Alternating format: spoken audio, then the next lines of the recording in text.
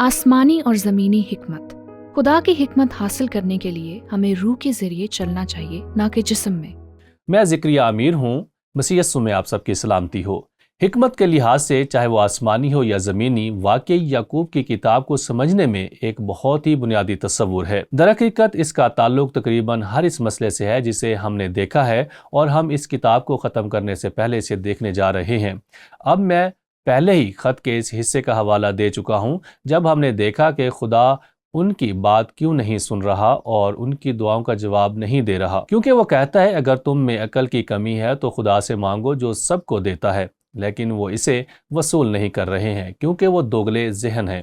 اور دوگلی ذہنیت کا تعلق اس حقیقت سے ہے کہ وہ دنیاوی حکمت کے زیر کنٹرول تھے، اور خدا کہتا ہے جب تک تم دنیاوی حکمت کے زیر کنٹرول ہو میں تمہیں اپنی حکمت نہیں دوں گا۔ اور اس طرح یہاں ہم اسے دوبارہ دیکھیں گے کہ جیسا کہ یہ تیار ہوتا ہے۔ یعقوب آیت 14 میں زمینی حکمت کی تعریف کرتا ہے۔ یہاں 4 تصورات ہیں: تلخ حسد، خود غرضی کی خواہش، گھمنڈ کرنا اور حق کا انکار کرنا۔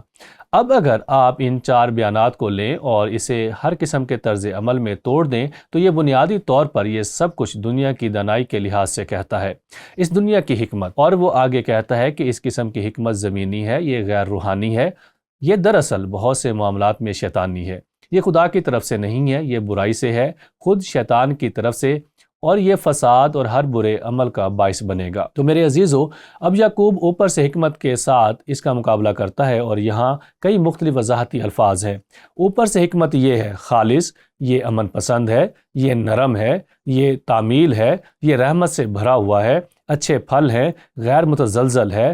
اور یعقوب آگے کہتے ہیں کہ یہ سب کچھ راست بازی کا پھل پیدا کرتا ہے۔ تو آپ کے پاس اوپر کی حکمت اور اس زمین کی حکمت کے درمیان یہ ناقابل یقین تضاد ہے۔ اب آپ کو یہ دیکھنے کے لیے زیادہ گہرائی سے سوچنے کی ضرورت نہیں ہے کہ مسیح جیسی زندگی کا تعلق اوپر کی حکمت سے ہے، اور ایسے طریقے سے زندگی گزارنا جو خدا کی مرضی سے باہر ہے اور خدا کے خلاف گناہ کرنا اس زمین کی حکمت سے متعلق ہے، اس دنیا سے۔ اور یہ وہی ہے جو یعقوب واقعی سمجھنے میں ہماری مدد کرنے کی کوشش کر رہا ہے۔ تو اس کو ذہن میں رکھتے ہوئے میں صرف اس اصول کو دہراتا ہوں: خدا کی حکمت حاصل کرنے کے لیے ہمیں روح کے ذریعے چلنا چاہیے، نہ کہ جسم میں۔ اور یہ لوگ جن کو یعقوب مخاطب کر رہا تھا جسم میں چل رہے تھے، اور اس وجہ سے وہ اپنی حوصلہ افزائی کی وجہ سے خدا کی حکمت حاصل نہیں کر رہے تھے۔ اور آپ بعد میں دیکھیں گے کہ یعقوب نے ان کی حوصلہ افزائی کی ہے، یہ نامناسب تھا۔ تو اس کو ذہن میں رکھتے ہوئے میں آپ کو مزید لے جانا چاہتا ہوں اور عکاسی اور جوابی سوال کے ساتھ اس کو بڑھانا چاہتا ہوں۔ یعقوب کے خط میں یہ حصہ پولس کے جسم کے کاموں اور غلطیوں کے نام اپنے خط میں روح کے پھل کے بیان سے کیسے موازنہ کرتا ہے۔ اچھی طرح دیکھیں کہ پولس جسم کے کاموں کے طور پر کیا بیان کرتا ہے، اور وہ پھیلتا ہے کیونکہ جسم کے کام زمینی حکمت سے متعلق ہیں، وہ حکمت جو شیطانی بھی ہے۔ تو دیکھیں کہ وہ کیا کہتا ہے اور اسے یعقوب کے کہنے کے ساتھ جوڑیں: جنسی بے حیائی، اخلاقی ناپاکی، وعدہ خلافی، بت پرستی، جادو ٹونا، نفرتیں، جھگڑا، حسد۔ اور وہ آگے بڑھتا ہے: غصے کے پھٹ پڑے، خود غرض عزائم، اختلافات، دھڑے بندی، حسد، شرابی۔ پولس واٹر فرنٹ کا احاطہ کرتا ہے۔ اب آپ یعقوب کی بات کو بہت مختصر طور پر لے سکتے ہیں اور آپ اسے بڑھا سکتے ہیں، اور پولس یہی کرتا ہے۔ وہ ان تمام چیزوں کو وسعت دیتا ہے جو زمینی حکمت سے پیدا ہوتی ہیں، ان سادہ چیزوں سے جو ان چیزوں کو بری نہیں لگتی، جو بری، خوفناک اور شیطانی ہے۔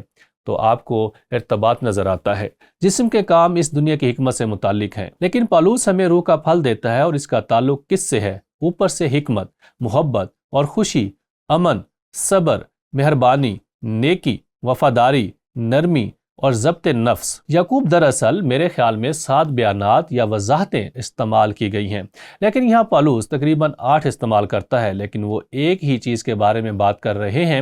یہ اوپر سے حکمت ہے، یہ خدائی حکمت ہے، اور یقیناً یہ وہی ہے جو یعقوب ہمارے پاس چاہتا ہے۔ یہ وہی ہے جو خدا ہم سے چاہتا ہے، اور چیزوں میں سے ایک یہ ہے کہ میں صرف اس کے ساتھ ہی نتیجہ اخذ کرنا چاہتا ہوں کہ جتنا زیادہ ہم کلام پاک کا مطالعہ کریں گے اتنا ہی زیادہ ہم دیکھیں گے کہ صحیفے کے تمام مصنفین نے ایک ہی سچائی کو کیسے بتایا۔